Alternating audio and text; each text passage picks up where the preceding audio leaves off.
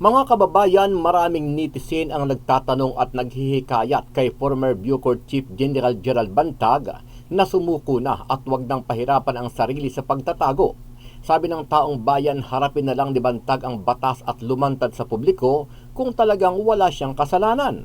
Pero muling nanawagan at humingi ng pangunawa si Bantag sa publiko nang tanungin ng Banateros Brothers kung bakit ayaw pa niyang sumuko. Sana sumuko na kayo para talagang matapos na to, o hindi ba? Sumuko na daw ako. Paunawa lang po sa inyo. Kung kayo man ang nasa kalagayan ko na ang nagkaso sa akin, wala pang ang preliminary investigation, sabihin nilang solve na yung case, ako yung mastermind, at judge na ako guilty, ako nagpapatay, ako mastermind, ano pa ang maaasahan ko? Paano ako susuko kung ganyan naman ang sinasabing, hindi yung batas mismo kundi yung nagpapatakbo kasi ng batas ang wala akong respeto. Samantala, inihalin tulad ni General Bantag ang nangyari kay General Palparan na nakulong ng mahabang panahon pero kalaunan ay inabsuelto siya ng hukuman dahil hindi napatunayan na siya ay nagkasala. Nakita ninyo si General Palparan, nagdusa yan. Ang tagal niya pumayat sa kulungan. Tapos not guilty pala. Ganon din ba ang gagawin niyo sa akin? Di ba? Unfair naman. Sa huling bahagi ng interview kay Bantag, sinabi niya na asahan ng publiko ang kanyang paglutang pero hindi ang pagsuko dahil wala naman siyang kasalanan. Alam nyo, ang aabangan ninyo sa akin, paglutang ko, hindi pagsuko. Dahil hindi naman ako habang panahon na sinasabi niyong magtatago. Ano ang masasabi mo dito, kabayan? Kung ikaw ang tatanungin, dapat na ba talagang sumuko itong si General Bantag o dapat siyang manatili sa kanyang pinagtataguan dahil na rin sa kanyang seguridad? Sama-sama nating panuorin ang buong video at pakicomment nyo po ang inyong mga reaksyon at sariling opinyon.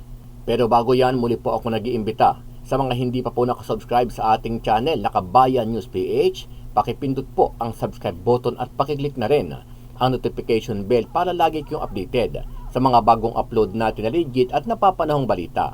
Maraming pong salamat. Sa nangyayari ngayon sa abogado, magtanong kayo kasi kayo yung nakakapag-ano sa mga abogado, mga banateros, tanungin nyo. Kasi sa sinasabi doon, sinong pwedeng mag-initiate ng impeachment? Kahit pa merong isang citizen, dadaan yan sa Congress. Pero mag-aano rin dyan, mag-i-endorse itong si Speaker Romualdez din. Utang ina. Wala rin. Walang mangyayari sa impeachment kung yan ang hinihintay natin. Wala sa nakikita ko. Speaking of impeachment, sa inyo pong personal na kapasidad at sa mga nangyayari sa bayan natin, kung hindi man kayo updated, kung ano lang po yung inabot ng inyong ng information, yung umabot na info sa inyo. Sa tingin niyo, sino sa mga nasa gobyerno ngayon yung dapat ma-impeach dahil sa betrayal of public trust? Sino sa tingin niyo yung mga opisyal? Sana si si Mrs. President, number 1 siya si Mrs. President, si PBBM siyempre. Kasi sa lahat nangyayari yan, hindi naman yung sinasabi nating pagkakamali ni Secretary Boying ay maglilid sa impeachable offense nitong si PBBM. Hindi naman daw lahat ng missteps ng mga appointees ay kasalanan ng appointing authority. Hindi ganun Kaso, wala naman kasi siyang ginagawa. Diba? Wala tayong nakikitang action niya So, kung hindi niya kasalanan, in good faith siyang nag-appoint sa isang tao, itong si Boying, itong sino pa yung mga yan, hindi lang yun Bakit hindi? Halimbawa, hindi niya inaksyonan. Bakit hindi ka umaksyon? Ba't hindi mo palitan yan? Nagkakagulo na rin. Nabawas. Ano ang ebidensya natin na sasabihin, yung betrayal of public trust na kay PBBM na, 'di ba? Bumaba yung ratings nila. 'Yun ang ebidensya na discontented na ang taong bayan. At tahimik pa rin. O ano pa? Sabihin natin, isa lang 'yon.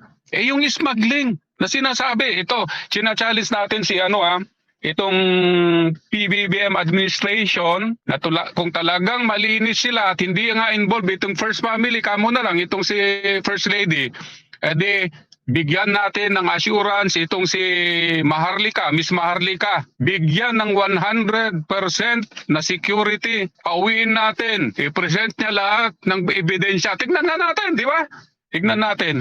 Kung ma-assured, ay assurance 100% na safe si Miss Maharlika. Kasi ang dami niyang pinapalabas. Ba't walang nagre-react ng mga senator, congressman o matataas na mga tao sa gobyerno na pwedeng mag-initiate ng move sana para itong, sige nga, Maharlika, para hindi mo sinisira ang administration ni PBBM, umuwi ka, bibigyan kita ng 100% na security. At umaasa ka, titignan natin ang mga hinaing mo at titignan natin mga sinasabi mong ebidensya. O di sana, walang ganito. Wala nang bumubulyak sa kanila, di ba? Bakit hindi nila patulan kung totoong wala? Sa tingin mo may pag-asa pa, DG Bantag, itong ating gobyerno, itong Pilipinas, administrasyon? Kasi hindi tayo pabor dyan sa ouster na yan. Ayaw natin yan. Kung halimbawa, tatanungin kita, sa tingin mo, yung mga susunod na 4.5 taon, meron pa kayang magbabago? May pag-asa pa ba sa nakikita mo sa mga nangyayari? Alam mo, Tol, mayroon pa naman sigurong pag-asa kasi nga tayong mga Pilipino masyadong mahaba ba yung PC natin? Mapagtiis kasi tayong mga Pilipino. Alam mo nang niloloko ka nga, alam mo nang ang ganyan. Hindi, pagbigyan muna natin, tignan natin, diskarte muna. Baka magbago, mga ganun ba? Pero kung sa nagkamali yung mga pananaw na yon, yung mahabang PC na sinasabi ko, sa tingin ko walang pag-asa ito. Kasi nga garapalan ang nangyayari according to mayroong ebidensya. Meron naman siyang mga ebidensyang nakikita ko Naniniwala ako doon Maliban kung iharap sa proper forum nga ito si Maharlika o lahat ng vloggers na may ebidensya against dito sa administration na ito once and for all. Dalhin natin sa proper forum. Tignan natin kung totoo hindi. Diba? Pero kung nakita mo naman, intelligence fund, aawain nila si VP Sara, tapos yun pala, hindi naman tinanggal yung sarili nila, 1.6 billion, yung sa Congress lang ba yun o mismong kay Speaker lang yun? Yung 331 kay Subiri, Senator? Diba? Unfair. Garapalan Itong smuggling. Ano pa yung sabi ni Boljak Maharlika, yung tama yung pagkarinig ko, pera ni First Lady dadalhin sa offshore accounts nila. Matanong ko lang po yung patungkol dito sa confidential funds. Meron nga silang sinasabi dito sa kay pangalawa na to actually dahil may binanggit si kamakailan na naka-meeting namin to si Mayor Magalong dito nga sa Manila Hotel. Tapos pinasabog ito ni Mayor Magalong na corruption dyan sa Congress. At binanggit din ito ng maraming vloggers na meron din namang extraordinary funds naman ito sa Congress. So parang tumutog pa. May koneksyon. Ito ay sa pamumuno ni Speaker Romualdez. Okay. Ano sabi niyo dyan? Sabi ko nga, katulad kanina, hindi ko alam talaga yung confidential yan, fund nila o yung extraordinary expenses or what. Hindi ko talaga alam yan. Pero kung yung kinasabi kasi nung una ni Mayor Magalong na yung alam ko kung sino yun tinutukoy niya, yung congressman sa Benguet yata yun Hindi naman sinabi mismo kasi ni Mayor yun. Nasabi ko lang ito, haka-haka ko lang din kasi yung mga project ng congressman doon ay very evident naman, kitang-kita naman project niya, yun mga sinasabi niya noon. Pero iba pa pala itong confidential fund na yan. Bago tayo magtapos, baka lang kasi syempre alam naman natin yung perceive ng media sa inyo o dahil lalo na ngayon na kayo ay nagtatagumpay. Kasi kung kami sana sumuko na kayo para talagang matapos na to, o hindi ba? Pero kayo, ano bang masasabi ninyo sa mga tao? Bago magtapos siguro tol ito, kunin ko yung opportunity na rin na magpasalamat sa lahat ng mga sumusuporta sa akin, kay Mr. Bantag, sumusuporta at saka yung mga hindi sumusuporta dahil nga nagdududa sila kung talagang ginawa ko o hindi daw, sumuko na daw ako. Paunawa lang po sa inyo. Kung kayo man ang nasa kalagayan ko na ang nagkaso sa akin, wala pang ang preliminary investigation sa sabihin nilang solve na yung case, ako yung mastermind at ako na talaga nagpapatay, wala pang hearing sa korte, wala pang preliminary investigation. Judge na ako guilty, ako nagpapatay, ako mastermind, ano pa ang maaasahan ko? Nakita ninyo si General Palparan, nagdusa yan. Ang tagal niya pumayat sa kulungan. Tapos not guilty pala. Ganon din ba ang gagawin nyo sa akin? Di ba? Unfair naman. Sana tignan ninyo, bakit si Aguho noon nung tinatanong nung kinuha nitong si Rimulya, NBI kumuha. Nung tinanong ng media, saan po si si Fidel Aguho? Huwag kayong ganyan kasi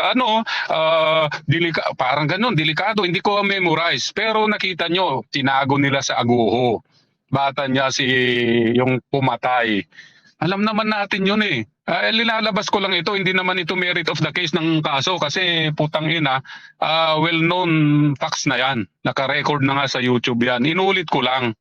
Dahil nga, paano ako susuko kung ganyan naman ang sinasabing, hindi yung batas mismo kundi yung nagpapatakbo kasi ng batas ang wala akong respeto. Hindi yung batas na matagal na nating sinusunod. Hindi, nakita naman ninyo.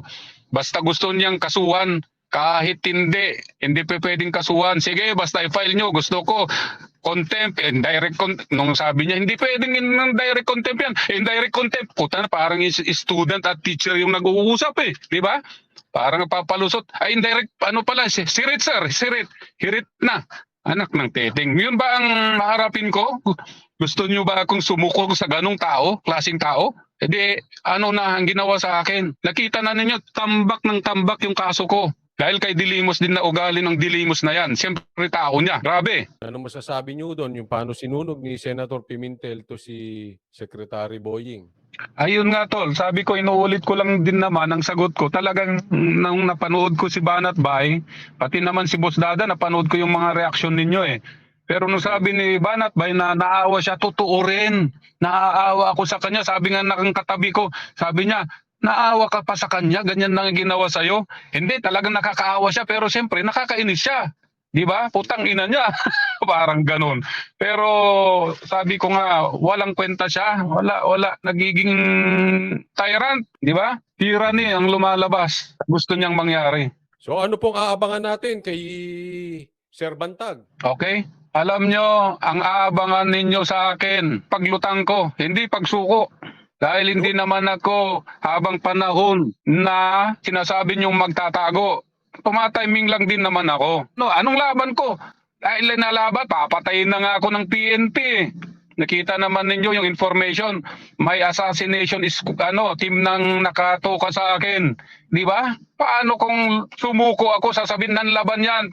Wala akong maasahan nga. Pero in God's time, in due time, may iniintay ako na biyaya ng Diyos. Pag natuloy yon, siguradong lulutang ako. Ayun, yan po ang aasahan natin kay Sir Bantag. At maraming salamat po sa tiwala niyo sa Banateros Brothers, kay Banat Bay, Coach Oli, at siyempre Boss Dada TV. Maraming salamat po ulit, Sir Bantag. Hanggang sa muli po. Okay, Banateros Brothers, maraming salamat.